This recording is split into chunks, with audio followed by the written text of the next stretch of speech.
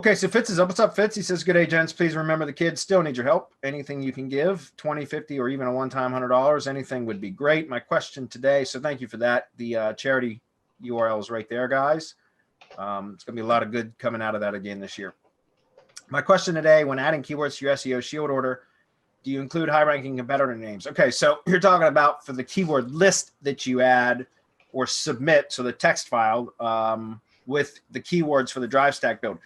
Do I include high-ranking competitors' names? I'm going to tell you, I do not. Maybe I'm wrong in not including them, but I always manually go through my keyword list and remove competitors' names or brand names. And I'm anxious to hear what Marco has to say about that. Okay, let me just read that again. Adding keywords to your SEO shield order. No. If I go after competitor names, I build. I don't even know if I should say this. Yeah, why not?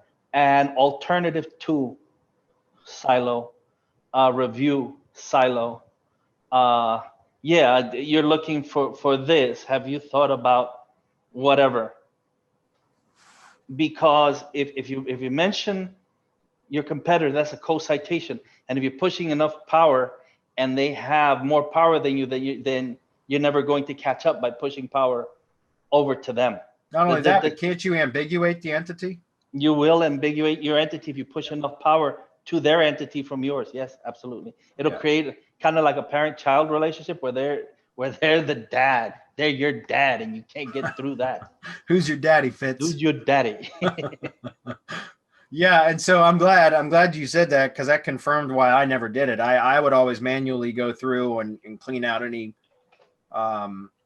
brand names. You know, it's interesting in Google Keyword Planner, the Google Ads Keyword Planner now, when you and I use that a lot because I do a ton of Google Ads stuff now, a lot more than I ever have, to be honest with you. So it's interesting. But now when you there's probably a lot of you are familiar with this, but there's a right sidebar section on the Keyword Planner results. So like when you have it pull back your keywords, there's like some drop down arrows, and you can go in and like deselect brand terms and things like that, and it will automatically remove all of those or filter those out.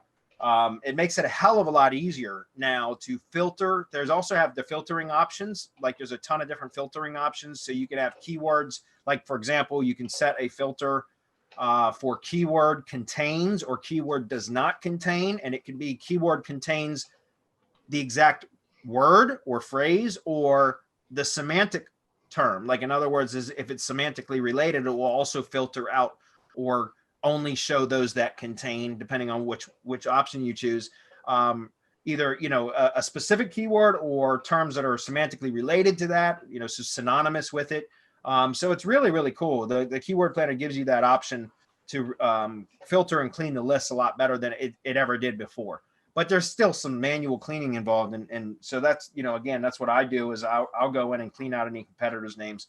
And my thought process, and I'm glad that it was right, or that Marco confirmed it, was that I didn't want to include competitors' names in the drive stack builds because it could ambiguate the entity that I'm trying to promote. So there you go. I'm glad that he confirmed that.